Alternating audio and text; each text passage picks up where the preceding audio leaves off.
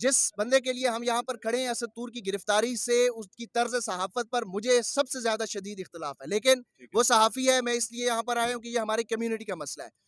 अगर हसन अय्यूब साहब खुद को सहाफ़ी समझते हैं तो यहाँ पर खड़े रहें, ठीक है, हमें वो भी कोई मसला नहीं है। लेकिन माइक पकड़ कर यहाँ पर पूरे प्लेटफ़ॉर्म को हाईजैक करना ये हम किसी को नहीं देने कबूल नहीं करेंगे। आप यहाँ पर खड़े हो, अपना प्रोटेस्ट रिकॉर्ड करें और चले जाएँ। आपने जो कहना है वो बाद में अपने प्लेटफ़ॉर्म से आप कह सकते हैं। लेकिन पूरे प्लेटफ़ॉर्म को हाईजैक करना, माइक पकड़ पर यहाँ पर हामिद मीर साहब मौजूद हैं, समी इब्राहिम साहब मौजूद थे, मुनज़्ज़र जहांगीर साहिबा मौजूद हैं, तो ये लोग बात कर रहे हैं और ये हमारे नुमाइंदे हैं।